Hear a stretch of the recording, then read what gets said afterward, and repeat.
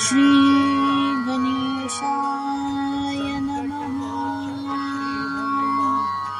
मना पाप संकल्प सोडून द्यावा, मना सत्य संकल्प जीवी धरावा, मना कल्पना ते नको विषयांची, विकारे घडो ओजनी सर्वचीची। जय जय रघुवीर समर्थ।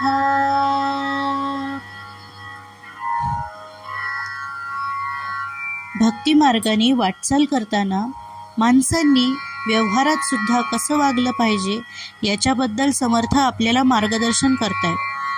ते म्हणतात, मना पाप संकल्प सोडून द्यावा। मनामध्ये पाप संकल्प येत नाही असं नाही बरं का, किंवा ते येणार नाही असंही नाही, पण समजा आलाच तर तो धरून ठेवू नये, तो पटकन सोडून द्यावा। अहो, पाप संकल्प तर राहू दे, कित्येक लोकांच्या डोक्यामध्ये तर व्यर्थ संकल्प येतात। एक सद्गृहस्थ असे होते की त्यांनी एक छोटी गाय आणली होती। तिला नुकतीच गोलाकार शिंग तयार होत होती। यांच्या डोक्यामध्ये संकल्प काय, तर या पूर्ण जुळलेल्या शिंगामध्ये आपलं डोकं नेमकं घालायचं। मग त्यांनी काय उपद्व्याप केले, तिच्या शिंगाचं माप घेतलं, आपल्या स्वतःच्या डोक्याचं माप घेतलं।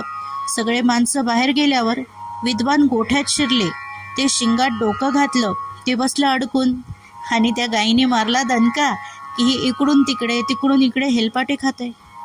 शेवटी लोकांनी त्या गायीला पकडलं, ह्याचं डोकं कसं बसं बाहेर काढलं। सगळे घामाघूम झाले। सगळे माणसं विचारतात, काय हे काका, हे काय अविचारानं वागणं? काका मोठाले डोळे करून सांगतात, अविचाराने? अहो, गेले 4 महिने मी याचाच विचार करत होतो। आता सांगा, या असल्या विचार करत बसल्याला काही अर्थ आहे का? मुळात आयुष्यामध्ये हे सगळे व्यर्थ संकल्प हे टाकले पाहिजे। पाप संकल्प तर टाकलेच पाहिजेत, पण असं आहे ना, मन ही गोष्ट अशी आहे की ती रिकामी राहू शकत नाही। काय टाकावं हे सांगतानाच काय घ्यावं हेही पटकन समर्थ सांगतात। तेव्हा आपण सुद्धा नीट विचार केला पाहिजे। बऱ्याचशा घरामध्ये पालक मुलांशी वागताना हे असंच वागतात की हे करू नको, ते करू नको। बाळ ही वस्तू अशी आहे की ती रिकामी राहूच शकत नाही। मग हे करू नको तर मग काय करू? याचा दुसरा पर्याय पालकत्व या दृष्टीनं तुम्ही दिला पाहिजे। त्यांचं रिकामं बसणं हे आणखीन सैतानाचं घर होऊन बसतं। तेव्हा मनामध्ये सत्य संकल्प यावा। समोर एखादी सुंदर वसाहत बघितल्यानंतर ही जळताना काय मजा येईल असा काहीतरी पाप संकल्प चुकून मनामध्ये आलाच तर तो सोडून द्यावा, आणि अशी चांगली घर मी बांधीन असा सत्य संकल्प आपण जीवनात धरावा। पण मग यानंतर समर्थ सांगतात की जरी मनात चांगलं आलं तरी सुद्धा काही वेळेला हे सगळं चांगलं का करायचं, हे माझ्या इंद्रिय विषयांशी कुठंतरी निगडीत होतं।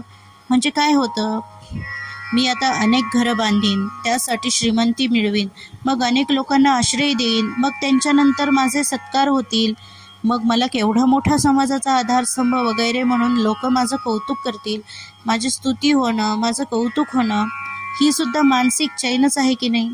या दृष्टीनं आपल्या मनामध्ये असा काही सत्य संकल्प करून चांगलं करायची इच्छा होत असताना मना कल्पना ते नको विषयांची हा सत्य संकल्प आपले सत्कार व्हावे, मला सगळ्यांनी मोठं म्हणावं यासाठी करायचा नाही।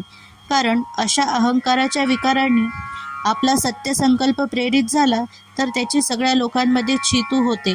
सगळी माणसं म्हणतात दान धर्म हे ठीक आहे, पण देतो दान 5 रुपयाचं आणि जाहिरात करतो 500 रुपयांची। म्हणजे विकारे घडे हो जनी सर्वचीची। आपल्याला आपल्या स्तुतीचा सुद्धा विकार जडला की कित्येक सत्य संकल्प असे धुळीला मिळून जातात। म्हणून समर्थांनी या ठिकाणी सत्य संकल्प जीवी धरावा, पण आपल्या स्वतःच्या सुटकारासाठी किंवा आपल्या स्वतःच्या स्तुतीसाठी ते करू नये, तो विकार आपल्या मनाला येऊ नये, अशी मुख्य सूचना समर्थ आपल्याला या ठिकाणी देत आहे। जय जय रघुवीर समर्थ।